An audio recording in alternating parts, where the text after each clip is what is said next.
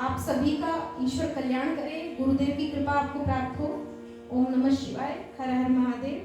परम पूज्य गुरुदेव। जैसा कि अभी आपको विषय बताया गया, मैं इस विषय को और स्पष्ट कर दूं। हमें साधना में इतनी प्रबल साधना जो हम सब लोग करते हैं, यदि अपना लक्ष्य प्राप्त न हुआ और उधोरे लक्ष्य छोड़ करके हम चले जाए, तो इसका परिणाम आद्य शंकराचार्य ने कहा वो कितना चुनौतीपूर्ण है, बल्कि कितना दुर्लभ है। वो कहते हैं यदि इसी जन्म में संपूर्ण शक्ति लगा करके, संपूर्ण एकाग्रता और ध्यान के साथ हमने ईश्वर तत्व को प्राप्त नहीं किया, तो विनाशी विनाश है। इसमें विनाश शब्द पर केंद्रित के लिए, विनाश हम जगत में उस चीज को कहते हैं कि जब हमारा सब कुछ खत्म हो गया हो, तो पद पदार्थ इत्यादि जो होते हैं ये छिन जाए, धन साधन छिन जाए, तो प्राय लोग कहते हैं कि यहाँ तो सब कुछ नष्ट हो गया, सब कुछ विनाश हो गया। लेकिन हमारा कहना ये है कि प्रकृति की सारी चीजें छिन जाने पर विनाश इसलिए कहलाता है वो कि जब उसके पास कुछ साधन बचे ही नहीं, तो प्रकृति की यात्रा कैसे होगी। शंकराचार्य जी ने साधना के संदर्भ में ये बात इसलिए कही, ये कई बंधुओं को, कई साधकों को जरा इस बात को सुन करके आश्चर्य होता होगा कि विनाश जैसा बड़ा शब्द क्यों प्रयोग किया। तो इसलिए कि फिर यदि यात्रा अधूरी रह गई, तो फिर जो दूसरा जन्म व्यक्ति को लेना पड़ता है, उसमें वो उसकी क्या स्थिति होती है। किसी भी एक जन्म लिए हुए छोटे से बच्चे का विचार कर लीजिए।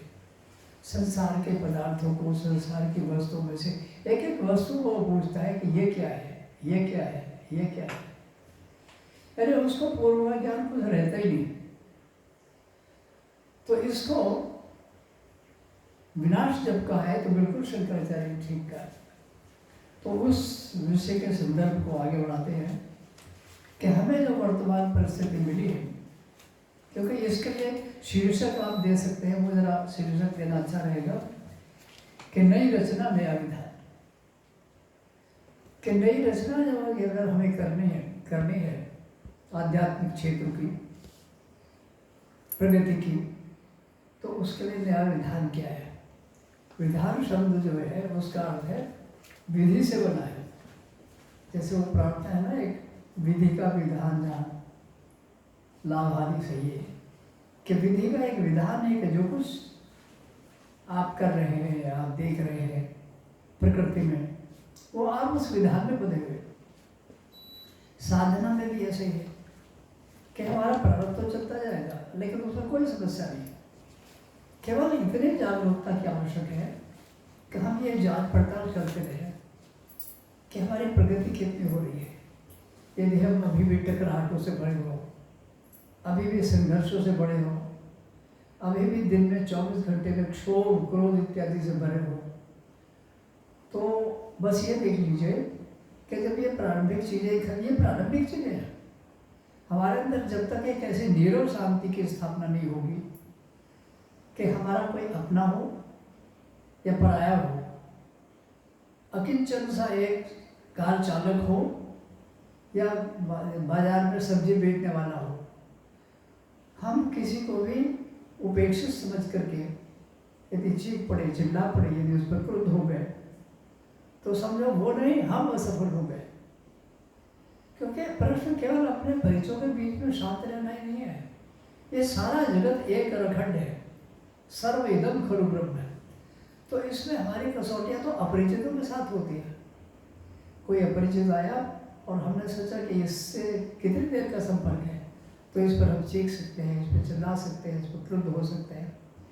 तो हमें हो सकता है एक बार, दो बार, तीन बार ही हो, तो उसी समय हमें ग्लानि का बाद में अनुभव होना चाहिए। और यदि संभव हो तो उसके प्रति खेद प्रकट करते हुए उससे क्षमा मांगनी चाहिए। कोई मान लीजिए आपको घर पर डाल देने आया और उसने कुछ रूखे स्वभाव से बातचीत की और आपने भी उसी प्रकार उत्तर दे दिया, क्योंकि वो तो अपरिचित है, कर सकता है, और आपने भी वही किया। तो समझो हम साधना के पद पर असफल हो गए। अब इस पर आगे की यात्रा करने के लिए, आगे का विचार करने के लिए हम एक भ्रांति को स्पष्ट कर लें कि हमारी जो परिस्थितियां होती हैं वर्तमान की, वो मूल हमारी साधना भ्रांति इस कारण होता है कि हम समझते हैं कि ये परिस्थितियां जगत ने, संसार ने हमारे सामने प्रस्तुत कर रखी है। संसार से मतलब मित्र, परिचित, अपने बंधु, पति पत्नी, अमुक के कारण मेरी साधना नहीं होती। और कई बार हम बोलते भी हैं, आप तो मैं जब भी बैठने की कोशिश करता हूँ कुछ न कुछ बाधाएं मेरे सामने उपस्थित कर देते हैं। यदि वास्तव में उस समय हम अत्यधिक शांति से और इस विभाजन को खत्म कर दें कि मेरे एक परिवार तो निश्चित है, या मेरे लिए छोटे सेवक और बड़े जो मेरे मित्र बंधु बांधव हैं वो विशेष तो अवश्य है।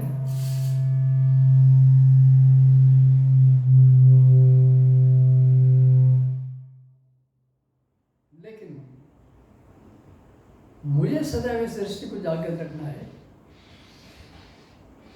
कि ये एक भ्रांति है। ये जो प्रतीत होता है हमको कि परिस्थितियां मेरे सामने संसार ने पैदा कर रखी हैं, जगत की टकराहट मैं इसलिए कर पाता हूँ कि जगत के अंदर है ही टकराहट। यदि इस मूल भाव से पहले हम निकले, जग सर्वविदम खलु ब्रह्म, जो मैंने कहा ये सब कुछ ब्रह्म है, इस भाव को स्थापित करने में एक बार में तो नहीं हो पाएगा।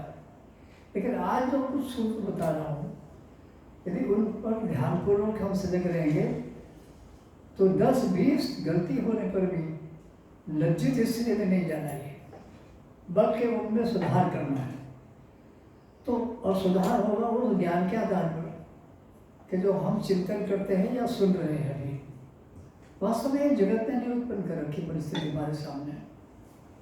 यह परिस्थिति और संघर्ष जो भी हमारे सामने होता है साधना में, तो हम बड़ी सरलता से कह देते हैं कि मेरी जो परिस्थिति है, मेरे चारों तरफ जो स्थितियाँ हैं वो इतनी जटिल है कि इस घर में रह करके साधना संभव नहीं हो पाएगी। पर ऐसा नहीं, परिस्थितियाँ अपने मन की है। तिरुवल्लुवर, कबीर और बहुत सारे ऐसे लोग जो इस संसार में गृहस्थी थी, उन्होंने भी तो गृहस्थी की। मुझे तिरुवल्लुवर का एक घटना याद आती है। इन घटनाओं से उदाहरणों से हम सरलता से समझ जाएंगे। तिरुवल्लुवर भी कबीर की तरह और कपड़ा बुनने, कपड़ा बेचने का काम करते थे, अर्थात जुलाहा सर समुदाय से थे। तो जब वो बाजार में कपड़ा बेचते तो उनकी शांति, उनके ज्ञान से सब परिचित थे, सब लोग जानते थे ये बहुत बड़ा भक्त है, बहुत बड़ा साधक है।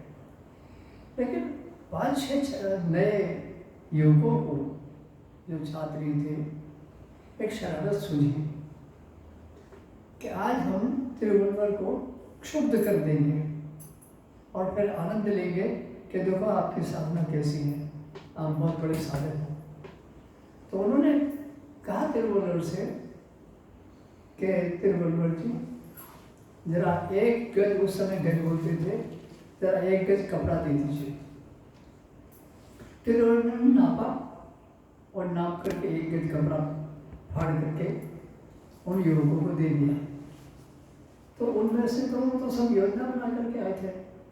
उनमें से एक युवक ने कहा, अरे एक गज ज़्यादा हो जाएगा, आप आधा गज दे दीजिए।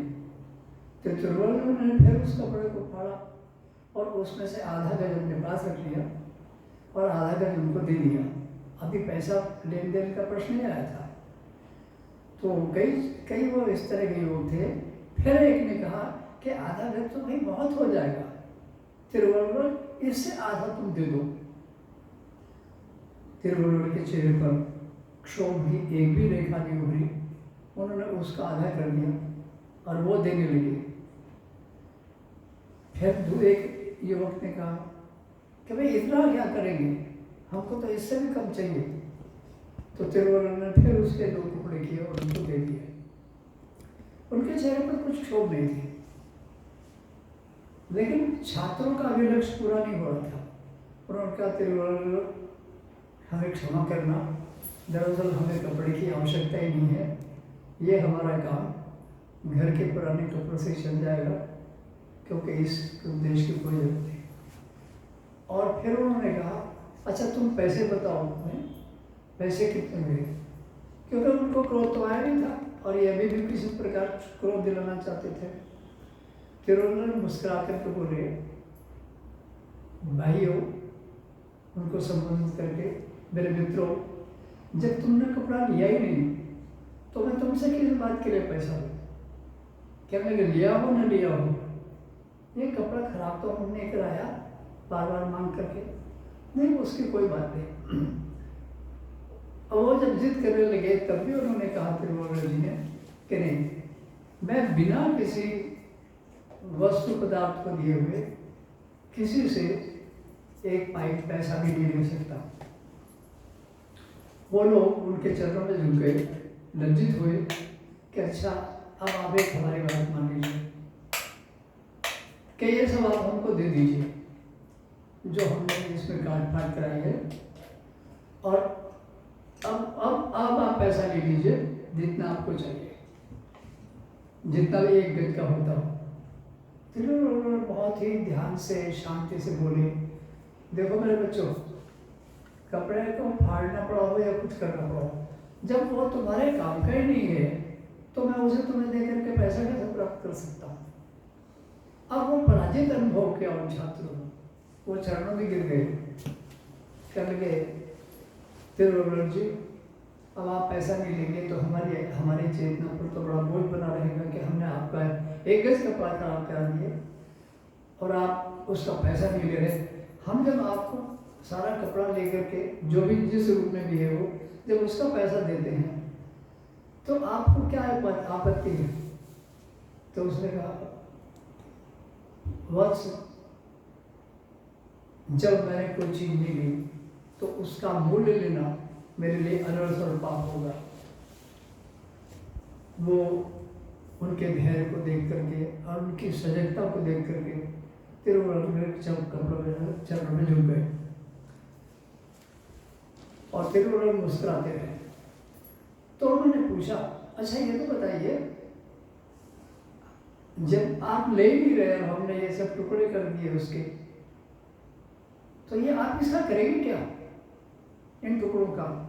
उन्होंने कहा मेरे बच्चों ये तो मेरे बड़े काम का हो गया, मैं इसका काफ़ी तो देखो आपने फाड़ करके टुकड़े करा दिए हैं, अब फिर मैं थोड़े से टुकड़े और कर दूंगा और उनकी भक्ति पूजा के समय बत्तियां बना करके तेल के अंदर रख करके उनसे पूजा करूंगा। देखो ना कितना बड़ा काम है, जो काम मुझे करना पड़ता कपड़े के टुकड़े फाड़ करके बत्तियां बना करके जला करके, वो तुमने कर दिया। अब तो ये वो तो लज्जित हुए ही, लेकिन इसमें इतनी बड़ी बात थी कि संत या कोई भी व्यक्ति तिरुवल्लुवर विशेष करके इन सारी परिस्थितियों में भी शांत है। इसमें से सीखने की बात यह है कि अपना नुकसान भी हो जाए तो वो वापस तो नहीं आएगा, तो हम क्या वास्तव में उसमें शांत रहने का प्रयास करते हैं? एक छोटे से उदाहरण के बाद मैं आगे बढ़ता हूँ। हनुमान प्रसाद पोद्दार जी का सबने उदाहरण सुना होगा, क्योंकि ये बड़ा व्यवहारिक विषय है। एक दिन वहाँ पर आश्रम में रहते थे, उनके साथ 10-15 लोग और कुछ बाहर के आ गए, दौड़ियों आ गए, तो उधर लोगों के लिए खाना बनता था। तो जब खाना बना तो सबसे पहले पोद्दार जी के पास भोजन पहुँचाया जाता था। वो गुरु थे सबके, तो पहले उनको भोजन कराया जाता था, फिर वो बैठ करके भोजन करते थे। तो जब तिरुवल्लुवर जी के सामने भोजन आया तो वो जो भोजन बनाने वाली थी नौकरानी कर्मचारी, उन्होंने उससे कहा आज कितनी सब्जी बनाई है? क्या एक तो दाल बनाई है और एक ही सब्जी बनाई है जो आपके सामने रखी है। तो वो खा ही रहे थे, उसने कहा ये सब्जी तो सारी मैं खाऊंगा, मेरे लिए लेकर के आ जाओ। अब वो ये क्यों कहती कि बाकी का क्या होगा? उसने कहा सारी में सारी सब्जी लेकर के आओ, सब्जी मैं खाऊंगा, बाकी जो साधक गण है उनको दाल से भोजन करा देगा। और वो सब खा गए। जब उनके सामने आज के जो व्यवस्था में सब्जी बनी थी वो नहीं आई, तो साधक बड़े चकित हुए कि इतनी सारी सब्जी जो थोड़ी थोड़ी भले ही खाई जाए, लेकिन जो सबके लिए थी ये वो कैसे खा गए? तो बुद्धि तो उनकी भी काफी तेज थी, आखिर पोद्दार जी के शिष्य थे। उन्होंने उससे कहा, गृहिणी से, तो जो महिला थी काम करती थी शिष्यों ने, कि वो तुम पतीली उठा के लाओ जिसमें आज क्या सब्जी बनाई थी तुरई, कि वो पतीली उठा के लाओ। वो पतीली ले आए। अब वो तो केवल ये देख रहे थे कि सब्जी तो है नहीं, कोई एक आध टुकड़ा लगा है कि नहीं लगा उसमें। तो जब उन्होंने देखा कि हाँ उसमें लगा रह जाता है ना, उन्होंने देखा कि हाँ एक आध टुकड़ा छोटा सा उस तुरई की सब्जी का लगा रह गया। तो एक शिष्य ने उसको उठाया और जैसे ही खाया तो वो निगल नहीं पाया, उसने थूक दिया। कहने अरे इतनी कड़वी सब्जी। और वो पता है क्यों खा गए? वो इसलिए खा गए कि वो कड़वी सब्जी यदि हमारे सामने आती, आपस में बात करके बता रहे थे, तो हम डांटते उसको कि ध्यान से नहीं काम करती, और तुम्हारे डांटने से उनको कष्ट होता, क्योंकि वो किसी को भी कष्ट देना नहीं चाहते, इसलिए वो कड़वी सब्जी खा गए। ये कितना बड़ा उदाहरण है तिरुवरुण जैसा ही, कि साधन जब तक व्यवहारिक जगत पर पूर्णतः अपने क्षोभों का, अपने क्रोध पर, अपनी व्यवस्थाओं पर नियंत्रण नहीं पालेगा, तो वो भले ही कितने शास्त्रों को कंठस्थ कर ले, भले ही कितने घंटे जाप करे या कोई अन्य क्रिया करे, उसको स्वयं ही अपने को ध्यान देना पड़ेगा कि मैंने तो मूलभूत क्रोध इत्यादि अवगुण में नहीं छोड़े। ये दो उदाहरण के बाद हम आगे एक चीज के लिए देखेंगे कि टकराहट जगत में नहीं है। टकराहट दरअसल जगत में इसलिए नहीं है कि जो भी परिस्थिति और प्रकृति हमारे सामने हमें प्राप्त हुई है वो हमारे प्राणों से प्राप्त हुई है। टकराहट हमारे अंतःकरण में। यदि जगत में टकराहट होती तो तिरुवरुण के लिए होती, और अन्य जो इस तरह के योगी गण उनके सामने भी होती है, हनुमान प्रसाद पोद्दार जी के सामने भी होती है। लेकिन जो ऐसे ऐसे ऊंचे साधक हैं, ऐसे बहुत उदाहरण इस पर हैं जो मैंने पढ़े हैं, लेकिन अब एक अगले बिंदुओं को भी लेना है। तो जो वास्तव में ऊंचे क्षेत्र में गए उनकी कुछ पहचान है, और पहचान ये है कि उनके जीवन का व्यवहार इतना शांत हो जाएगा, क्योंकि ये पहली चीज है जो सब में ईश्वर को देखता ही नहीं, और टकराहटों से भरा उनके प्रति भले ही गलती उनकी हो कि वो अकिंचन हो, छोटा हो, तो फिर आगे की यात्रा कैसे होगी? ये तो बड़े प्रारंभिक चीजें कहलाती हैं, अवगुणों को छोड़ना। अवगुणों को छोड़ने के बाद जो गुण रह गए हैं उनको भी छोड़ना होता है। इसलिए ये ध्यान रखना होगा कि जो भी हमारे सामने परिस्थिति है, जो भी हमारे सामने स्थिति है, वह पात्रों के कारण नहीं है। पात्र मैंने कि जो लोग काम कर रहे हैं उनको पात्र कहते हैं संस्कृत में, वो पात्रों के कारण नहीं है, तो हमारे अपने प्रारब्ध के कारण है। और इस बात को हम कई बार गलती करेंगे। ऐसा नहीं मैं कहता कि आप या मैं कोई गलती नहीं करेंगे, मुझे भी जितना कुछ मिला है, अनेक बार गलती करते करते और फिर प्रायश्चित करते करते भूल, और तब हम जो इन स्थिति में आएंगे कि फिर वो हमारे सामने टकराहट करे। इसलिए इसे प्रारब्ध या विधि का विधान कहते हैं। प्रारब्ध क्यों? क्योंकि हम संसार से टकरा रहे हैं अकारण, अपने क्षोभ के कारण, अपने क्रोध के कारण। संसार तो सदा वैसे ही चल रहा है, ऐसे ही चलता रहेगा। हजारों लाखों लोगों में से जो एक आध व्यक्ति आध्यात्मिक ऊंचाई में पहुंच जाता है, ऐसे एक नहीं है, बहुत है। और कबीर का एक छोटा सा उदाहरण, क्योंकि ये जो है इस समय के विषय का एक मूल बिंदु है। कबीर सत्य बात कहने में चूकते नहीं थे। जैसे उन्होंने एक बार कह दिया, कांकड़ पाथर जोड़कर मस्जिद दिया बनाया, ताचड़ मुल्ला भाग दे क्या बहरा हुआ खुदा। स्वाभाविक है, बाद में उनकी स्थिति वो नहीं थी टीका टिप्पणी करने की, लेकिन अभी भी टीका टिप्पणी करने के पास लिए कोई दुर्भाव नहीं था उनका।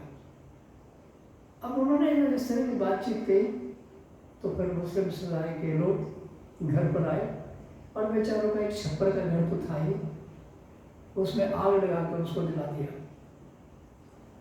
अब कबीर और वो जो लोई थी उनकी पत्नी, वो भी इतनी शांत चित्त कबीर के साथ रह करके, और उनके बच्चे दो थे, वो भी इतने शांत कि वो भले ही कहीं गलती कर सकते होंगे, लेकिन वो कबीर जी के उदाहरण को देख करके आदर्श समझती थी और वो भी कोई प्रतिक्रिया नहीं करती थी। तब उन्होंने, कबीर ने अपनी पत्नी से कहा, देखो लोई, आज कितना भाग्यशाली दिन है हमारे सामने, क्योंकि हमने कभी रात्रि को चमकते हुए चांद को अच्छी तरह नहीं देखा था। आज क्योंकि झोपड़ी की छती गायब है, झोपड़ी गायब है, तो आज देखो ना चांद की कितनी सुंदर छटा है, भरपूर आनंद लो। पत्नी की आंखों में प्यास आ गए कि मैं यदि गलती करूँगी भी तो कैसे गलती करूँगी जब मेरे पति कबीर इतने निर्मल चित्त के हैं। तो ये जो कुछ उदाहरण थे ये इसलिए थे कि जो रचनाएं हमें प्राप्त हुई, जो प्रारब्ध हमें प्राप्त हुआ है, वो प्रारब्ध से प्राप्त हुआ है, और उस प्रारब्ध के कारण ही लोग टकराते रहते हैं, क्षुब्ध होते रहते हैं, क्रुद्ध होते रहते हैं। कभी कभी छोटी सी बात पर किसी की हत्या तक कर देते हैं और फिर वो जेल में पहुंच जाते हैं, फिर सारा जीवन नरक जैसा बीतता है। तो इसलिए प्रारब्ध से जो टकराता नहीं है तो क्या उसका प्रारब्ध नहीं आएगा? मेरा कहना यह है कि जो प्रारब्ध से टकराएंगे नहींगा, उसके सामने तो प्रारब्ध की समस्या और ज़्यादा आएगी। साधक को मानना चाहिए कि वो यदि टकराएगा नहीं तो उसके सामने ऐसी समस्याएं बार बार आएंगी। किस लिए? क्या ईश्वर अन्यायी है कि जो ऐसे व्यक्ति के सामने, ऐसे साधक के सामने समस्या उत्पन्न कर रहे हैं? अन्याय नहीं है। ये बिल्कुल वैसे ही परखने की क्रिया है जैसे कोई शिष्य को पहलवान और सिखा रहा हो कि कैसे पहलवानी करना है, कैसे क्या करना है, और वो सुनने और समझने के लिए तैयार नहीं है। तो उस स्थिति में उसको सीख नहीं पा रहा है, तो उस स्थिति में गुरु कहेगा तो अच्छा इसको मैं अब इस दांव को कैसे सिखाऊं इसको, नहीं तो फिर ये तो पराजित हो जाएगा विश्व मंच पर जा कर के।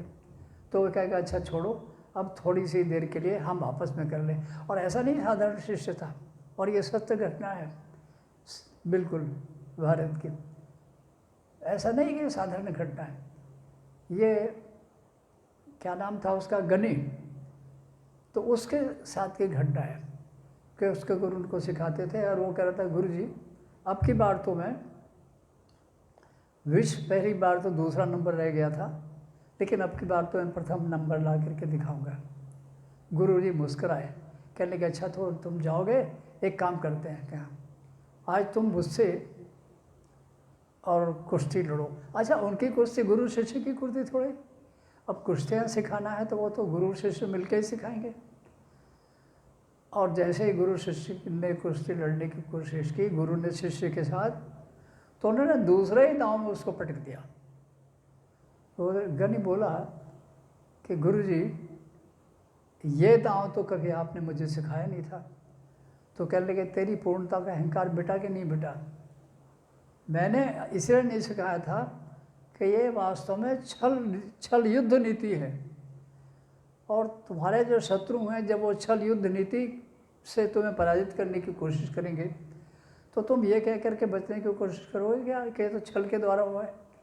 छल से भी कैसे सावधान रहना, छल को भी कैसे पराजित करना। मेरे बेटे, ये तुमने आज सीख लिया ना कि अब पूरी संभावना है कि तुम जीत लोगे। तभी वो एक मोर्चे पर विश्व के इस तरह के मंच पर वहाँ पर जाकर के जीता था। तो इसलिए सुख दुख, लाभ हानि, मान अपमान, इसका कोई केंद्र दूसरा नहीं है। तो इसमें प्रतिक्रिया हमारे अज्ञान के कारण होती है, क्योंकि ये तो सबको मिलते हैं।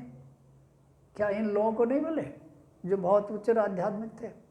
बल्कि मैंने बताया ना कि उनको तो ज़्यादा ही प्राप्त होते हैं।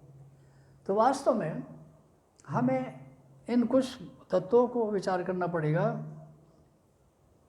इसलिए ऐसे संबंधों के निमित्त व्यक्तियों के व्यवहार में अचानक परिवर्तन हो सकता है।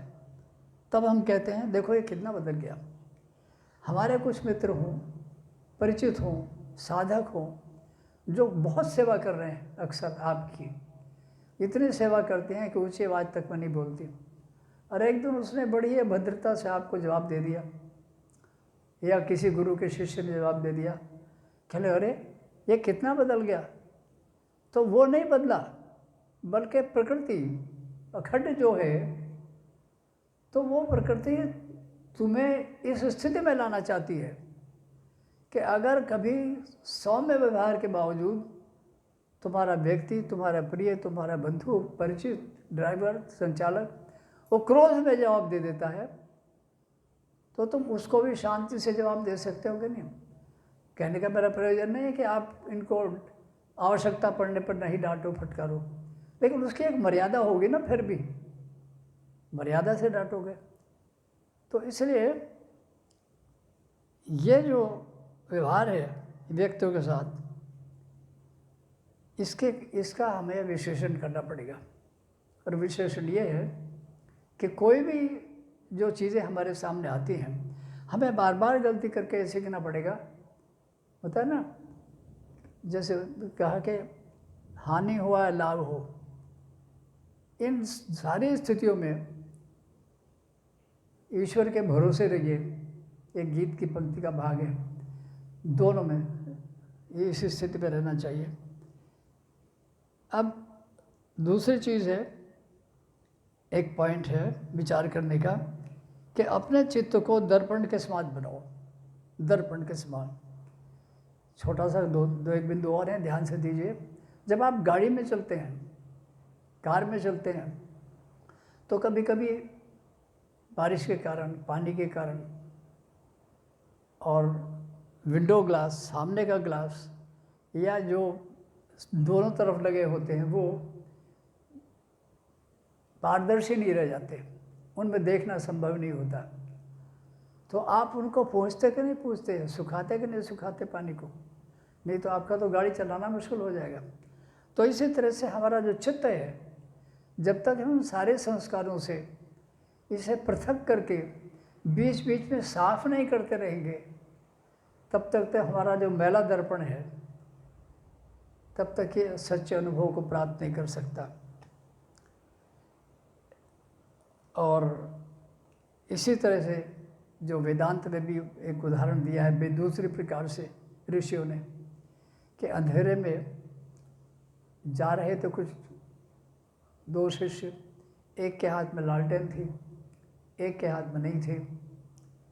लेकिन लालटेन का प्रकाश जाता कितनी दूर है? बहुत थोड़ी दूर तक जाता है, जबकि घोर अंधेरी रात है, तो वहाँ तो नहीं जाएगा, लेकिन हाँ कुछ दिख जाएगा। तो उसको एक शिष्य ने कहा, वो तो गुरु भाई थे, उसने कहा कि देखो भाई, ये सामने तो सड़क के बीचों बीच में सांप बैठा है, और इस सांप को हम लांग करके कैसे जाएं सड़क के बीच में? ये तो खतरा है, क्योंकि वो हिल रहा था सांप की तरह से। तो जो बड़ा अनुभवी था उसने कहा, हिल रहा है, सड़क के बीच में बैठे हैं, लालटेन हमारे हाथ में है ना, तो चलो चुपचाप आगे बढ़ते हैं।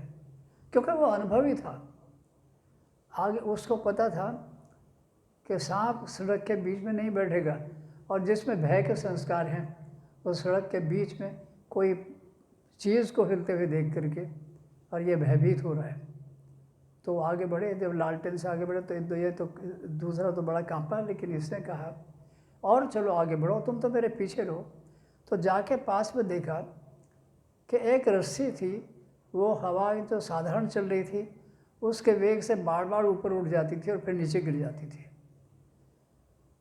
तो उसने उसको बड़े अपने पर हंसी आई और उससे दूसरे शिष्य से गुरु के कहा, अब तुमने देखा कि जगत की भ्रांतियों से हम रस्सियों को सांप समझ करके घबराते और कांपते रहते हैं।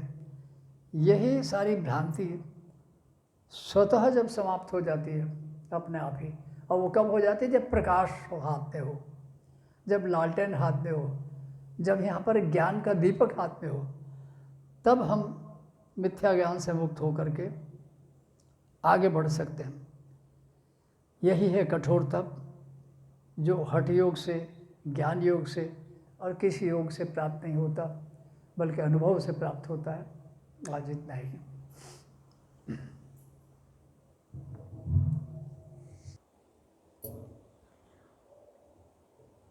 आज हम सभी के बीच में परम पूज्य गुरुदेव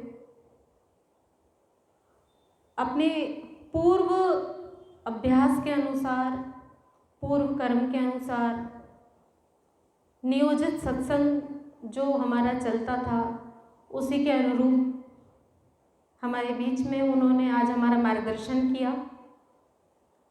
हम गुरुदेव के श्री चरणों में कोटि कोटि प्रणाम करते हैं।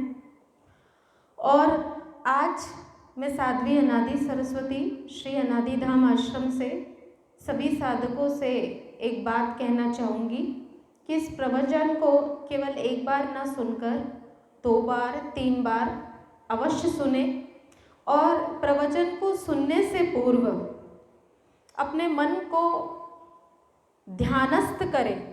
ओम का उच्चारण के साथ साथ जिस तरह से स्वामी जी ने शुद्धि का ध्यान हम सबको सिखाया है कि हम सभी के अंदर से ऐसा जब हम विजुअलाइजेशन करते हैं, कल्पना करते हैं कि अंधकार निकल रहा है, हमारा चित्त शांत हो रहा है, और उस चित्त शांत की अवस्था में हम अपनी आत्मा को साक्षी रखते हुए इस अमृतमयी वाणी को सुन रहे हैं, जो हमारे जीवन को परिवर्तित करने वाली है, हमारे अनंत जन्मों के संस्कारों को शोधित करने वाली है। तो निश्चित रूप से वो प्रवचन हमारे लिए केवल प्रवचन नहीं रह जाता, हमारे लिए रूपांतरण का एक बहुत बड़ा साधन हो जाता है। साधना का साधन कई बार हम ध्यान के माध्यम से, मंत्र साधना के माध्यम से, पूजा पाठ के माध्यम से, हवन आदि के माध्यम से, कई प्रकार की विद्याओं को करके प्राप्त करना चाहते हैं, पर ये सीधा सीधा साधना और साधन दोनों हमारे लिए बन जाता है।